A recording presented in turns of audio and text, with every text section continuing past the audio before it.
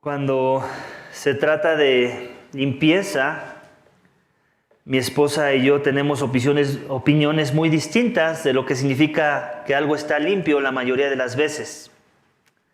Me imagino que si tú eres casado, has de experimentar algunos casos en común. Lo que para mí ya está limpio, muchas de las veces para ella no es así.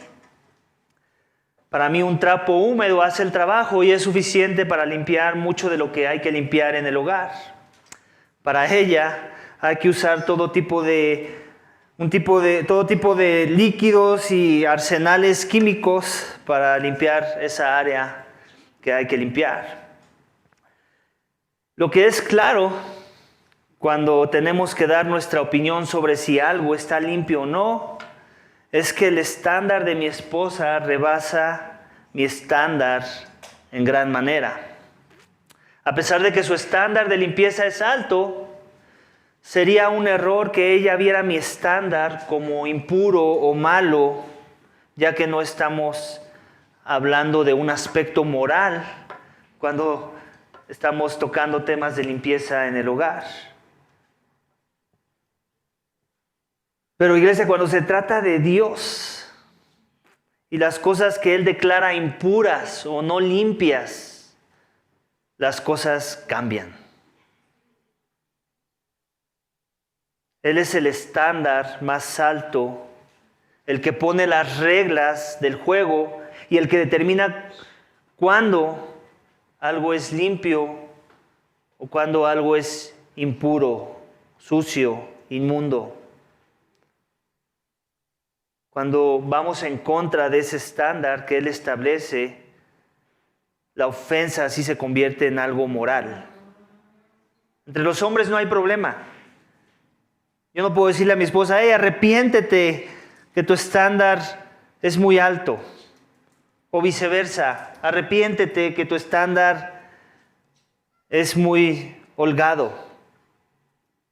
Pero cuando Dios habla del tema de la limpieza, lo que Él declara limpio, lo que Él declara impuro, entonces ahí ya no estamos hablando de preferencias de limpieza, estamos hablando de alguien que es un soberano y que como tal establece términos y condiciones y que por su carácter y su esencia y su persona, cuando vamos en contra de esos términos y condiciones, la ofensa sí es una ofensa moral.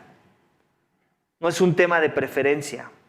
Nuestro texto, iglesia, esta mañana sobre la ley ceremonial levítica se nos muestra aspectos del proceso de dar a luz a un bebé.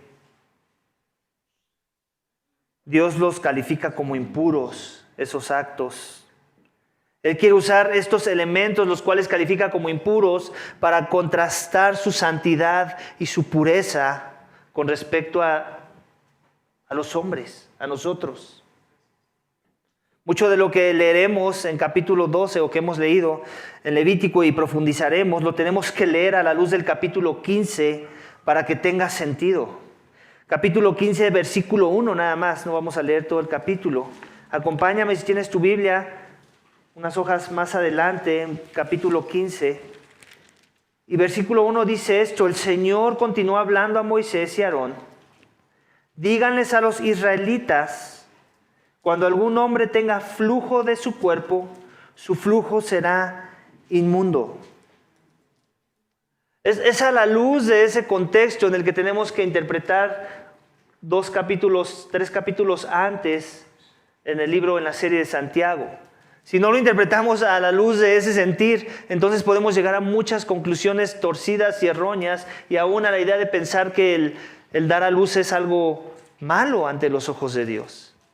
Lo cual sería tonto pensar, porque vemos otros pasajes de la Escritura que hablan de que Dios mandó a los primeros pobladores de la tierra, a nuestros padres, Adán y Eva, a sojuzgar la tierra y a procrear la tierra, a que ellos se multiplicaran en la tierra. Entonces, no puede ser que fuera algo malo cuando Dios, antes de la caída, ya había dado ese llamado a los primeros pobladores, que se fructificaran. Es la misma idea. Que se replicaran, que tuvieran hijos. Entonces no podemos estar hablando de que sea algo malo dar a luz desde la perspectiva de Dios. También vemos en los Salmos que Dios dice que es una bendición a aquellos que tienen hijos. En el contexto judío no era bien visto que una mujer no tuviera hijos. No se veía como alguien que estaba siendo favorecida por Dios, como alguien que estaba siendo bendecida por Dios. Pero entonces llegar a la conclusión de pensar que el capítulo 12 de Levítico significa que tener hijos es algo malo, es algo impuro, nada más por el simple hecho del acto de tener hijos, no podría ser algo razonable con respecto a todo el consejo que ya Dios nos ha dejado en su palabra. Pero entonces, ¿qué significa, iglesia? Lo que significa es básicamente va en el tono de lo que acabamos de leer. Cuando algún hombre tenga flujo de su cuerpo, su flujo será inmundo.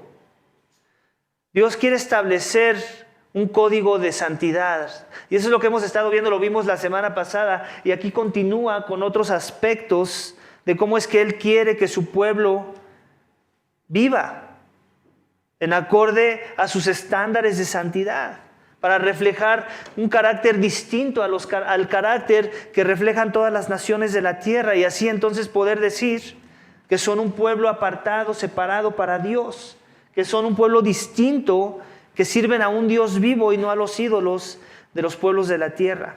El título de mi mensaje esta mañana es el siguiente: el Dios Santo cuya pureza revela nuestra impureza. Su pureza siempre va a revelar nuestra impureza, iglesia. Y si hay algo que seguramente revela impureza aún entre nosotros, son fluidos, ¿cierto? Nadie de nosotros quiere estar sentado en el microbús o en el transporte público al lado de aquel que va escurriendo de la nariz, ¿no? Y va sacando mucho fluido nasal. Nadie quiere estar sentado al lado de esa persona, y menos con esto del COVID. Ningún niño quiere estar al lado del otro niño que se saca un moco, ¿cierto? Es un fluido, el moco es un fluido. Esa es la idea. Los fluidos no nos connotan algo positivo. Nos connotan lo contrario, impureza, bacteria, tal vez. Nuestro texto, iglesia, está dividido en 3 secciones. Cada una de ellas son recordatorios de aspectos que nos recuerdan nuestra naturaleza caída y nuestra necesidad de un redentor para ser limpios de la impureza que trajo el pecado a nuestras vidas. El primero de ellos lo vamos a encontrar en los versículos 1 y 2 y 4 y 5, donde veremos que la sangre del parto nos recuerda la condena por el pecado. No la sangre del pacto, ¿ok? La sangre del parto nos recuerda la condena por el pecado. Vamos a leer versículos 1 y 2, 4 y 5 de nuestro capítulo 12 de esta mañana. Dice: entonces el Señor habló a Moisés: di a los israelitas, cuando una mujer dé a luz y tenga varón, quedará impura por 7 días, como en los días de su menstruación, será impura. Al 8º día, la carne del... No, ese no lo leemos, nos saltamos al 4. Y ella permanecerá en la sangre de su purificación por 33 días, no tocará ninguna cosa consagrada, ni entrará al santuario hasta que los días de su purificación sean cumplidos. Entonces, creo que ya quedó claro, inicié con esta declaración, no es que haya pecado o no es que sea malo que una mujer dé a luz a una criatura, a un niño, a una niña. No hay nada de malo en eso. No queramos pensar que Dios está menospreciando el acto de un nacimiento de un bebé. Tener hijos, ya también lo dije, era considerado una bendición. Entonces, ¿qué significa todo esto? ¿Qué tiene que ver con el punto que te estoy dando? La sangre del parto nos recuerda la condena por el pecado. Hemos estado viendo muchos temas de sangre en Levítico, ¿cierto? En Levítico se toca mucho este tema de la sangre. Y la sangre también hemos visto que está relacionada o con vida, pero también está relacionada con muerte. Dice el Levítico que en la sangre está la vida, ¿cierto? Pero también hemos visto cómo hay sacrificios y el derramamiento de esa sangre también significa que que hay muerte, que deja de haber vida. Entonces, la sangre tiene esa conexión con la vida, pero también con la muerte. ¿Y cuándo es que sabemos que tiene una conexión con la muerte? Cuando la vemos, ¿dónde? Fuera del organismo vivo. Cuando está siendo derramada. Cuando vemos en el contexto de Levítico que ellos matan un animal, ellos tienen que drenar su sangre, y cuando el animal se ha quedado sin sangre, ¿qué manifiesta eso?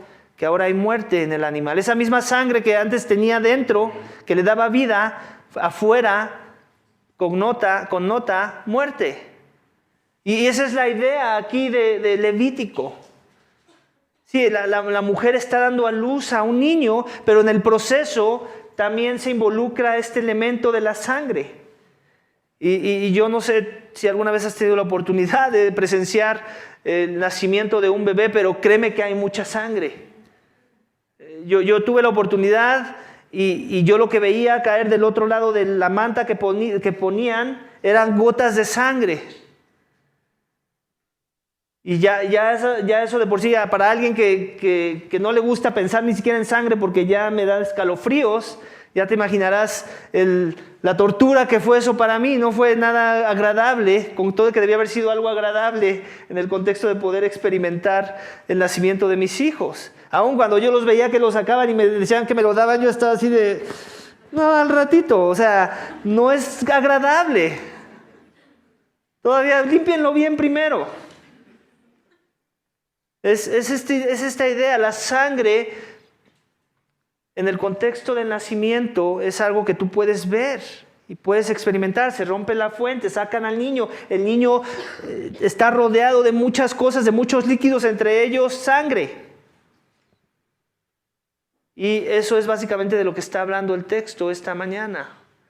Esa sangre que simboliza la muerte, que connota muerte y que nos recuerda que la paga del pecado es muerte.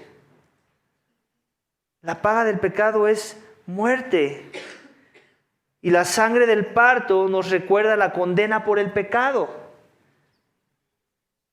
Nos recuerda que hay pecado. Nos podremos imaginar, no lo dice el texto, pero si el derramamiento de sangre connota muerte, me quiero imaginar, o quiero pensar, o puedo hacer esta inferencia, que si no hubiera habido la caída, seguramente en el parto no hubiera habido dolor. Eso sí lo podemos garantizar, porque esa fue parte de la condena o del castigo.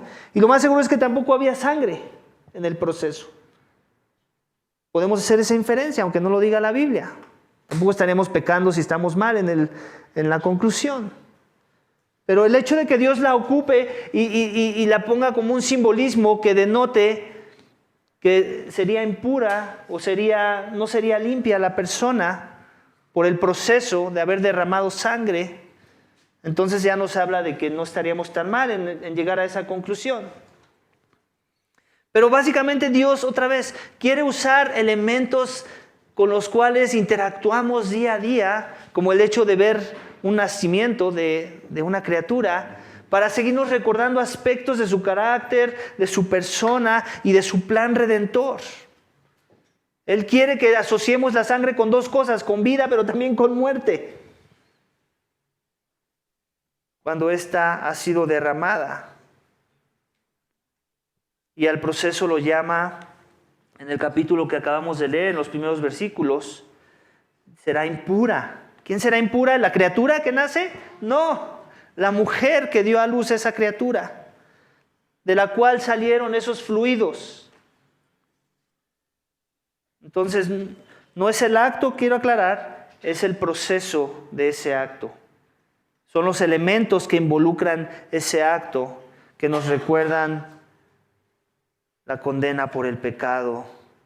La sangre del pacto nos recuerda la condena por el pecado, iglesia. La paga del pecado es muerte. Muerte, lo tenemos que creer, en verdad lo tenemos que creer. No lo podemos minimizar. Si Dios quiere hablar de su santidad, Él todo el tiempo la va a estar contrastando con aquello que nos separa de Él, que es el pecado. Si Dios es vida, si su santidad es la expresión de su persona, de su esencia, Y quiere que quede muy en alto en nuestras cabezas y que podamos considerarla de tal forma que la anhelemos. La va a estar contrastando todo el tiempo con aquello que es contrario a su santidad, contrario a la vida, contrario a su pureza, con cosas que él llamaría impuros desde su perspectiva. No porque la sangre sea mala, la quiere asociar con algo malo. Es parte de su proceso de entrenamiento, de discipulado para la iglesia, para en este caso Israel. Que ellos entiendan cómo es que Él quiere que consideren la santidad y todo lo que les recuerde que no la están considerando. Dios da muchos recordatorios de forma que ellos entiendan que hay algo que no están considerando, y lo hace con la comida, como lo vimos la semana pasada, y lo va a hacer hasta cuando en el acto más hermoso que cualquiera podría presenciar, como dar a luz a un niño. Y tal vez no me lo preguntes a mí, pero si se lo preguntas a mi esposa, las experiencias son totalmente distintas. A ella se le olvida el dolor en el momento en que escucha el chillido de ese bebé. Yo todavía me sigo retorciendo de ver la sangre mientras ella se está gozando del milagro de la vida que Dios le permitió experimentar. El siguiente énfasis, iglesia, lo vamos a encontrar en versículo 3, en donde el énfasis es este. La circuncisión después del parto nos recuerda el pacto con Dios. Aquí parece trabalenguas, pero es importante que pongamos atención en las palabras. La circuncisión después del parto nos recuerda el pacto de Dios. Vamos a leer el versículo 3. Dice: al 8º día, la carne del prepucio del niño será circuncidada. Será cortada. Será removida. Esa es la idea. Que la piel de la parte privada de ese niño, una porción de esa piel iba a ser removida y desechada. ¿Con qué viene esta idea? ¿Es esto algo nuevo para el pueblo de Israel? No, no lo es. Tenemos como referencia Génesis 17, versículos 9 al 12. Acompáñame con tu Biblia. Si tienes Biblia, Génesis 17 es el primer libro de tu Biblia.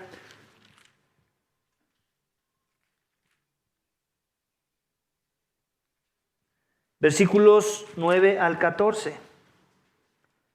Donde dice esto: dijo además Dios a Abraham: tú pues guardarás mi pacto, tú y tu descendencia después de ti, por sus generaciones. Este es mi pacto con ustedes y tu descendencia después de ti, y que ustedes guardarán. Todo varón de entre ustedes será circuncidado. Serán circuncidados en la carne de su prepucio.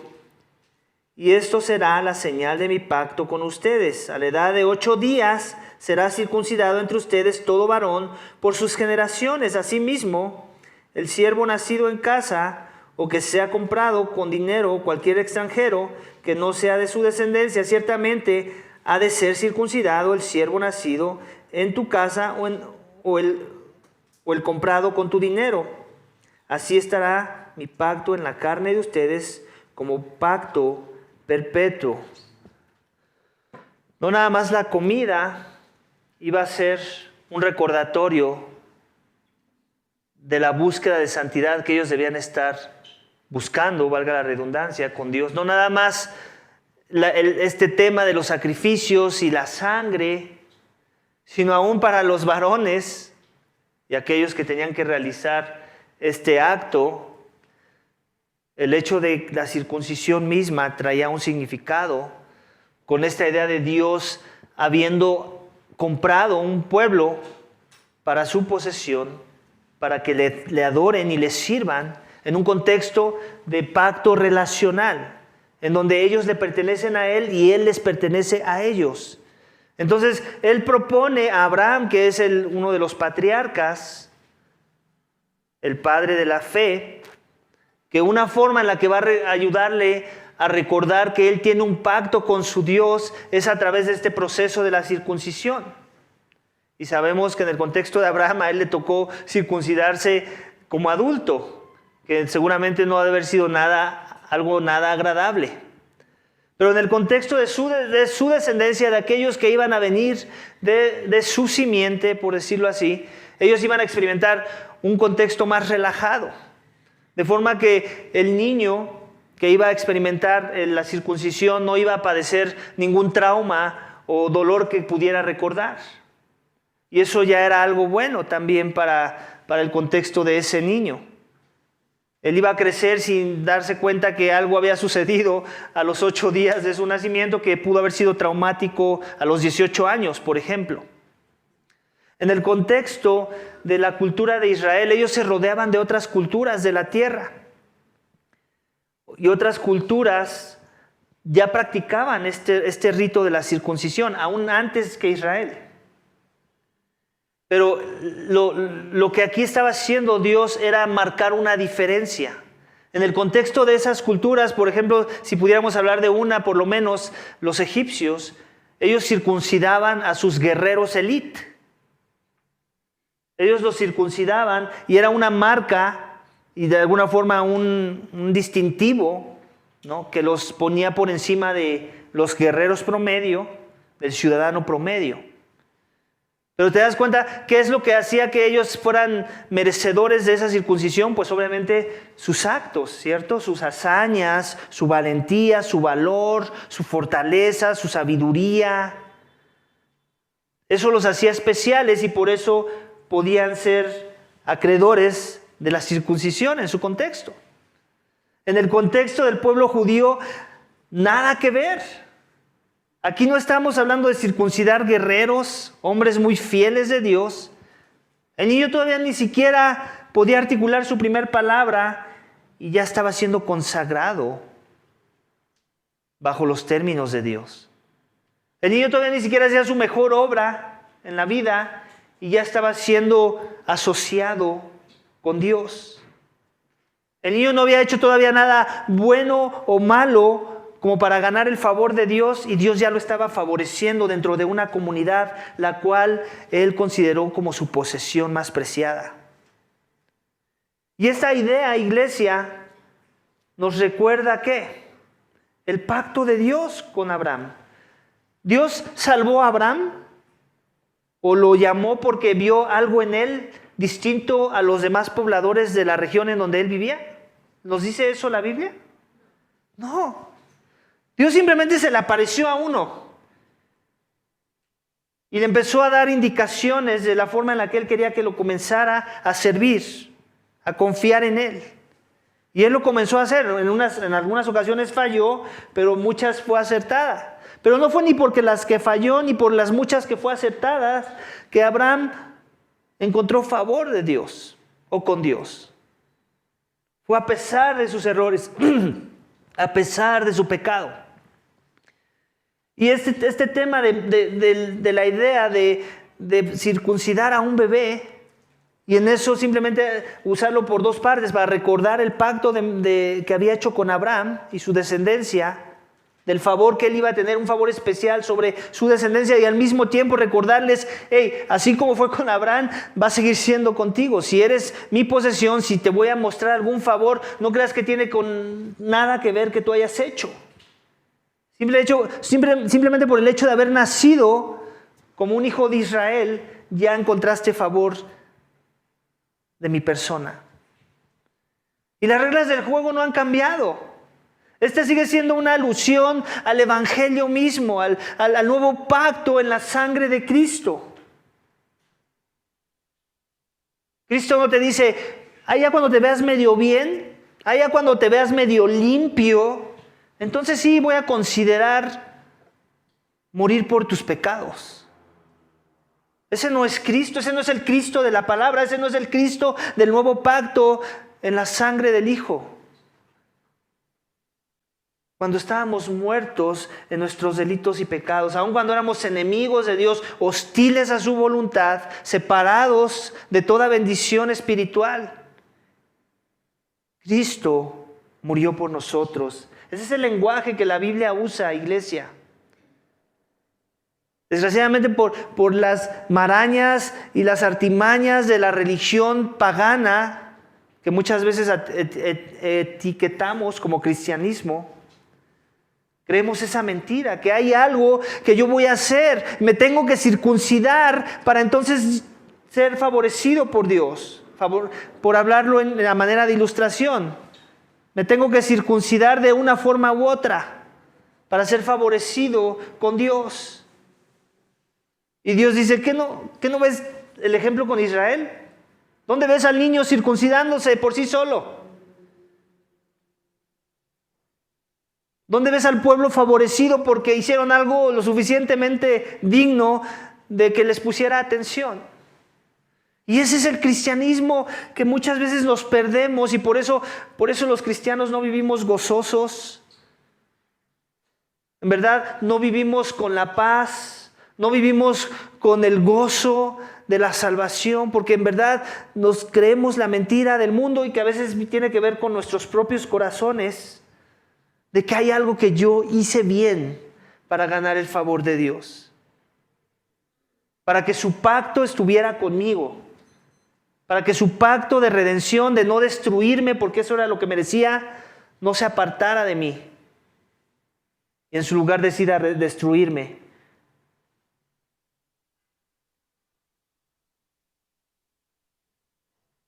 No fue así para Abraham, no fue así para aquellos que son descendientes de Abraham, pero a veces creemos la mentira que va a ser diferente para nosotros. Y nos creemos que, como ese guerrero egipcio, que hay que hacer algo, hay que vernos fuertes. La Biblia es clara en que Dios llamó a lo menospreciado de este mundo, a lo débil de este mundo, a lo que no era, para avergonzar a lo que era. Y ese somos tú y yo. Ese somos tú y yo. Y no importa si vienes de una familia con un linaje cristiano, o si eres el primero en tu vida, en tu familia, de reconocer las verdades del Evangelio. Estamos en la misma condición, éramos necesitados de Dios. Y si Dios tuvo misericordia en tu vida, no fue porque tenías ese linaje de abuelos cristianos tal vez, o de padres cristianos. Es que Él tiene misericordia de quien tiene misericordia, y se compadece de quien se quiera compadecer. Porque todos estamos bajo la misma condición, una naturaleza caída. Todos somos impuros ante su presencia. Romanos 2:25 nos habla de una mejor circuncisión. Si tienes tu Biblia, vamos a Romanos. Romanos capítulo 2, versículo 25, que dice esto: pues ciertamente la circuncisión es de valor si tú practicas la ley, pero si eres transgresor de la ley, tu circuncisión se ha vuelto incircuncisión. Por tanto, si el incircunciso cumple los requisitos de la ley, ¿no se considera su incircuncisión como circuncisión? Y si el que es físicamente incircunciso guarda la ley, ¿no te juzgará a ti, que aunque tienes la letra de la ley y eres circuncidado, eres transgresor de la ley? Porque no es judío el que lo es exteriormente, ni la circuncisión es la externa en la carne. Pues es judío el que lo es interiormente, y la circuncisión es la del corazón, por el espíritu, no por la letra, la alabanza del cual no procede de los hombres, sino de Dios. Entonces aquí se cumple el punto que quise traer a la atención. La circuncisión después del pacto nos recuerda el pacto de Dios. La circuncisión que más necesitábamos era la circuncisión del corazón. Una mejor circuncisión. Porque somos hijos, herederos de un mejor pacto. Un mejor pacto en la sangre de Jesús. Un mejor pacto que se enfoca no en lo externo, como lo era con la circuncisión física de esos bebés, sino que se enfoca en lo interno, en el corazón, en una búsqueda de la santidad, no de cumplir reglas que me hagan ver bien, sino una búsqueda de la santidad, de entender que no hay nada que yo pueda hacer para verme bien. Que necesitaba algo más profundo que cambios cosméticos externos para verme bonito delante de Dios. Yo no puedo en mis propias fuerzas, y nadie puede, como acabamos de leer en Romanos, cumplir en verdad la ley de Dios. Las demandas de la ley de Dios son santas. El estándar es muy alto. ¿Quién puede vivir a la luz de ese estándar? Nadie puede. En el contexto de los israelitas, vemos que el niño era circuncidado al 8º día. Y eso también tiene algunos beneficios, en el sentido de que los doctores han encontrado que es en el 8º día cuando menos sangrado tendría en el contexto del corte que se iba a hacer. Y recordemos que también en el contexto en el que ellos vivían, pues había más enfermedades de las que nosotros experimentamos. O más bien sigue habiendo las mismas tal vez, pero nosotros ya las tenemos más controladas. En su contexto no era tanto así. Y una forma en la que también estaba mostrando su verdad y su bondad, y su cuidado hacia esa comunidad era ayudándoles a hacer prácticas médicas que les ayudaran a mantenerse más sanos, por decirlo así, para que no contrajeran tipos de enfermedades que provocaría el no haber sido circuncidado. Entonces no nada más Dios estaba recordándoles cosas, sino que en medio de ese recordatorio los estaba también cuidando y preservando como su pueblo. Lo mismo podríamos decir de las ordenanzas de dieta que vimos la semana pasada. Muchos sabemos hoy en día con la tecnología y los estudios que se han hecho, como por ejemplo comer puerco puede ser algo malo. Hay enfermedades que el puerco trae a las personas cuando, me imagino que el puerco está mal o lo comemos en exceso, no lo sé. Entonces Dios no nada más les imponía reglas, códigos de conducta que les recordaran la santidad, también los cuidaba y en el proceso les recordaba su santidad. Muchas cosas, ¿te das cuenta? ¿Cuánto llevamos? No llevamos ni la mitad del libro y todo lo que ellos ya tenían que guardar, todo lo que ellos se tenían que acostumbrar, que les recordaba su necesidad de ver su pecado y de buscar a Dios para ser reconciliados por su pecado. Y las cosas que tenían que hacer y ordenar para que ese pecado fuera expiado. Los sacrificios, los diferentes tipos de sacrificios que ya vimos, todo eso era necesario para que el pacto con su Dios pudiera ser guardado. ¿Te das cuenta? Dios nunca bajó el estándar con ellos, siempre lo iba elevando más y más. Y no es distinto para nosotros de este lado de la cruz. Muchas veces queremos relajar a Cristo. Queremos relajarlo, lo queremos tratar como algo muy conveniente, como una cosa muy conveniente, pero no nos queremos someter a todos sus designios, a todas sus ordenanzas, a todas sus demandas. Lo queremos tratar como nuestro pase al cielo, pero no lo queremos tratar como un santo que quiere santidad en nuestras vidas. Ese es el problema que tenemos, que tiene la iglesia de nuestros días con Cristo. Lo queremos comparar con Six Flags.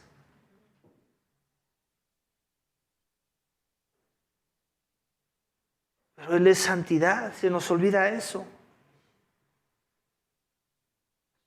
Estar con Cristo demanda un sacrificio. Lo demandó en el antiguo pacto, el perdón de pecados era demandado en el antiguo pacto y lo sigue siendo en nuestro contexto. Necesitamos a Cristo esta mañana, no más, no menos que lo necesitábamos cuando no le conocíamos.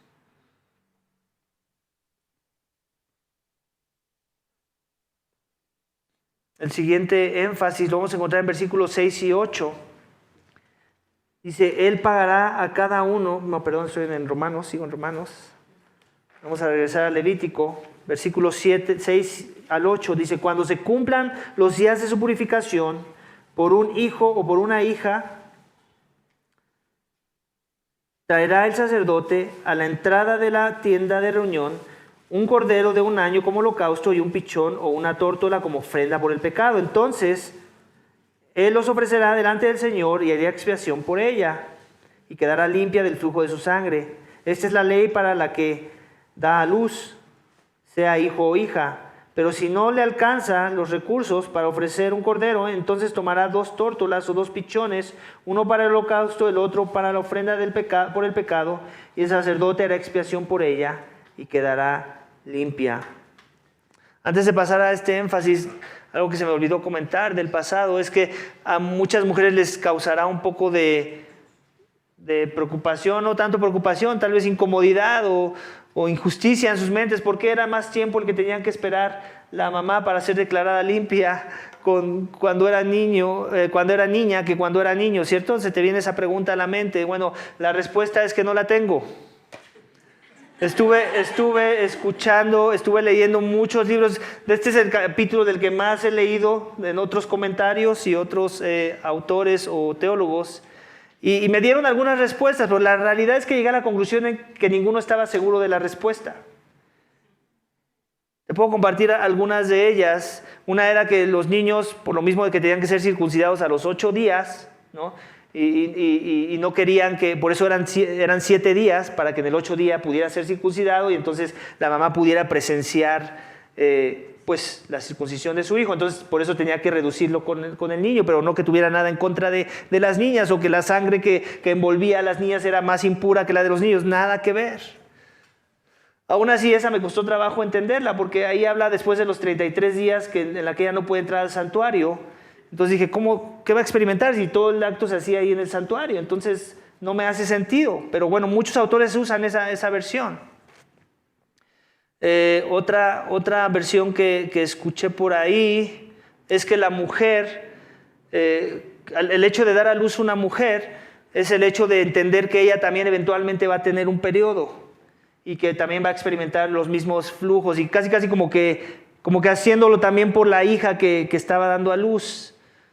Y aunque también tiene su lógica, dije, no. O sea, no, mejor prefiero quedarme con esta respuesta. Dios no nos lo está revelando y punto, ¿no? Y no ver por eso que Dios fuera injusto en ninguna manera. Simplemente creer que son sus términos, sus condiciones de cómo Él lo quiere hacer y hacer una distinción entre niño y niña. Y tampoco es relevante ni niega nada de su santidad o de la verdad que Él nos quiere revelar en su palabra. Y muchas veces es así como hay que interpretar la Biblia. En Deuteronomio 29 nos dice que Dios nos ha revelado muchas cosas, las cuales quiere que creamos, y otras nos han sido ocultas porque le pertenecen a Él. Esta es una para mí de las que le pertenece a Él. Y simplemente hay que confiar en su carácter, en su persona, en su esencia, y eso nos debe de dar paz cuando no entendemos algo que parece que está haciendo una distinción o menospreciando a un grupo de personas. No va por ahí.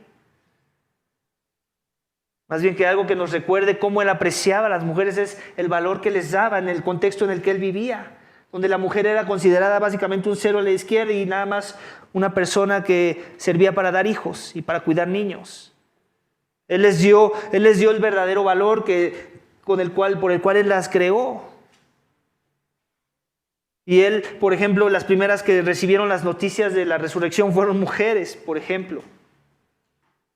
Él exaltó a la mujer, le dio el valor correcto y la puso igual al hombre como un ser creado a la imagen y semejanza de Dios. Cosa que el pecado en el corazón de los hombres se había encargado de menospreciar. Entonces, no pensemos por ningún momento que aquí Dios está siendo malintencionado. Amén. Ahora sí vamos al tercer énfasis de lo que acabamos de leer.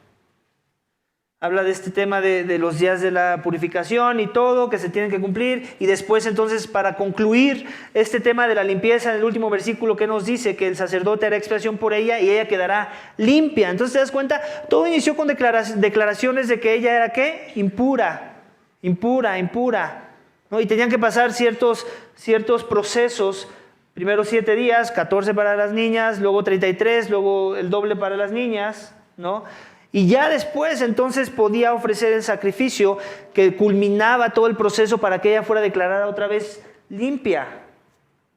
De forma que este es el tercer énfasis y último de penúltimo de nuestro contexto esta mañana. El sacrificio del holocausto nos recuerda que Dios pide expiación por nuestros pecados.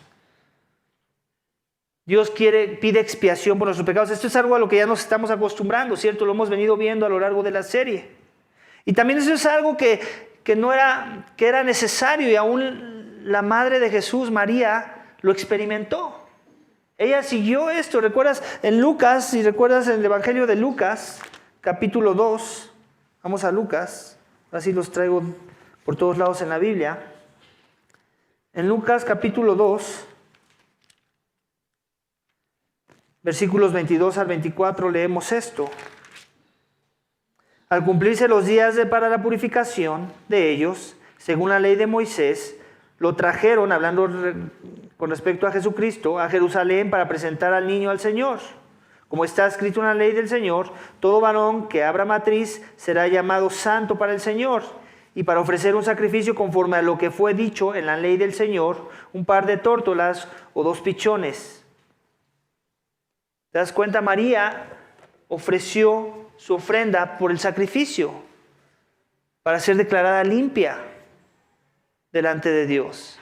Y bueno, ahí por lo que leemos en el contexto de la revelación que Dios nos da en Lucas, podemos también deducir que ella no era la familia de Cristo, su papá y su mamá, su papá terrenal y su mamá María, eran pobres, porque ellos trajeron 2 tórtolas, que era una de las opciones que tenían para ofrecer este sacrificio en particular. Entonces ahí podemos ver que nuestro Señor Jesucristo en verdad venía de una familia humilde, en verdad ese que era Dios en los cielos, que toda gloria estaba siendo atribuida a su persona, se hizo hombre, y no cualquier hombre, un hombre humilde en verdad, un hombre que padeció un estado humilde en su condición humana. La sangre derramada de un animal era el proceso final que declaraba a una mujer ceremonialmente limpia. Entonces recordemos esto, Dios no la está declarando a la mujer, en este caso del nacimiento, como alguien moralmente sucia. Tiene que ver más con el acto ceremonial. La estás declarando ceremonialmente impura, y ahora si ella sigue el proceso y los pasos que Dios le está dando, ahora le estás declarando ceremonialmente limpia. La sangre derramada, iglesia del Hijo de Dios, es el proceso final que declara a un hombre o mujer moralmente limpios ante los ojos de Dios. Ahí hay una distinción con el nuevo pacto.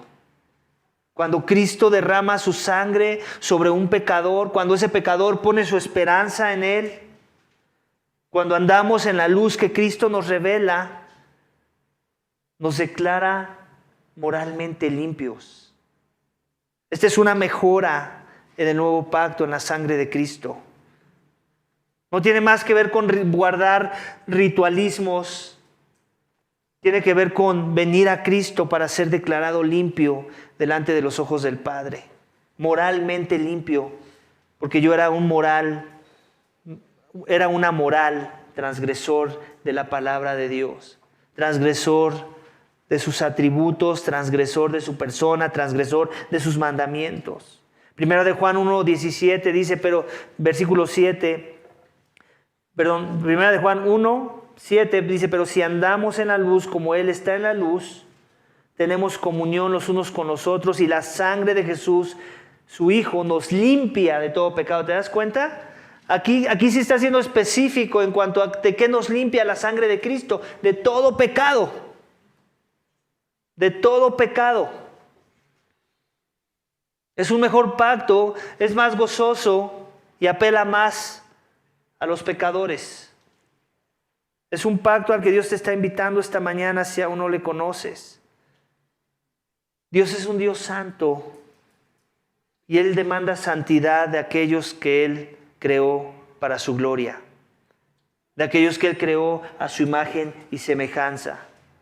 De forma que cuando yo confío en ese Dios, este es el último énfasis de nuestro texto esta mañana, cuando yo confío en Jesús, en la limpieza que Él trae por medio de su sangre, por medio del derramamiento de sangre en la cruz del Calvario, Él lleva mi condena, que es un contraste al primer énfasis que les di. Mi corazón es circuncidado, lo que acabamos de leer. Hay una circuncisión de corazón en donde lo que Él transforma es el corazón y no apariencias cosméticas externas, sino una nueva criatura en Cristo. Nos quita el corazón de piedra, nos da uno de carne, para ahora buscarle en sus términos, para ahora amarle, no por lo que Él nos da, sino por lo que Él es. Y su sacrificio me limpia, en verdad me limpia, y Dios me declara limpio delante de sus ojos. Más limpio que esas mujeres que iban y ofrecían el sacrificio correcto. Porque su limpieza de ellas era meramente ceremonial, nuestra limpieza es moral. Y por eso somos declarados justos delante de Dios cuando hemos puesto nuestra confianza en Él. Pero para poder poner nuestra confianza en Él, primero tenemos que reconocer la realidad. Que así como nuestros secrementos del cuerpo revelan impureza, nuestras conductas, nuestros pensamientos, nuestras malas obras revelan transgresión. Y yo no puedo ser limpio de mi propia transgresión según mis propios esfuerzos. Necesito la sangre del Cordero que fue inmolado y que quita los pecados del mundo, iglesia. Necesitas venir a Él si aún no le conoces esta mañana. Con Cristo eres limpio de pecado, eres declarado santo. La circuncisión que necesitas es la del corazón y Él te la da por medio de la fe en Él, por medio de su sacrificio en la cruz. Él te declara inocente. Pero para ello tienes que ver primero tu pecado. Todo lo que te separa de Él, todo lo que te declara impuro ante el más puro, que es Dios. Todo aquello que no se alinea a su voluntad, a su persona, a su carácter, que transgrede su ley. Todo eso te separa de Dios, pero en los términos de Cristo y por medio de su sangre puedes ser reconciliado con Él esta mañana. Lo único que necesitas hacer es humillarte ante su presencia, reconocer y declarar: Señor, yo era un pecador, yo soy un pecador, y mis buenas obras no son lo suficientemente limpias para ganar tu favor. Necesitas limpiarme de pies a cabeza, como dijo Pedro. Límpiame todo para tener parte en tu reino y con tu persona. Es solamente confiando a través de ese sacrificio que tu limpieza puede ser declarada esta mañana. No necesitas seguir el ritualismo que acabamos de leer. Esta es una sombra de la verdadera limpieza de corazón que tú y yo necesitamos esta mañana. Y ser declarados limpios delante de la presencia de Dios. Es en arrepentimiento y fe que Dios te está llamando a venir esta mañana a Jesús, a recibir la sangre del nuevo pacto que te limpia de toda maldad. Amén. Al principio te mencioné, iglesia, cómo es que mi esposa y yo pocas veces estamos de acuerdo en nuestros estándares de limpieza.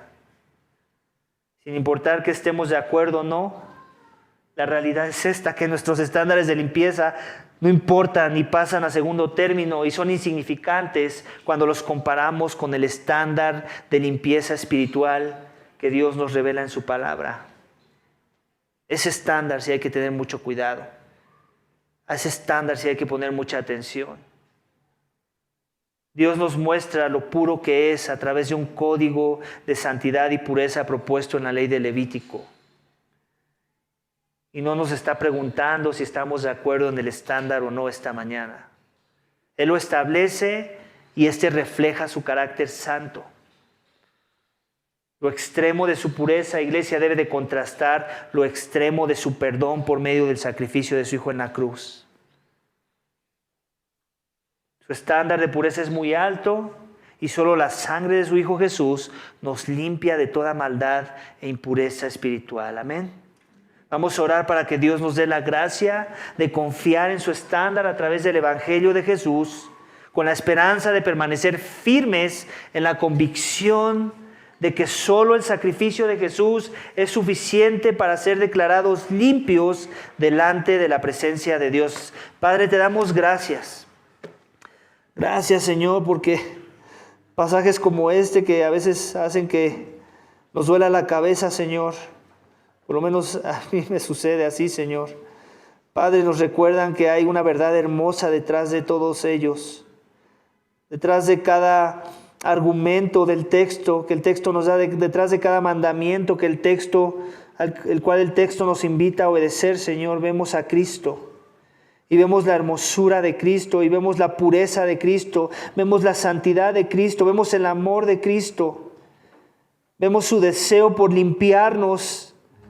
Vemos su deseo por darse a sí mismo y derramar su sangre por el perdón de nuestros pecados para ser declarados moralmente limpios delante de ti. Entonces poder tener acceso a tu presencia. Gracias por el Evangelio de Cristo.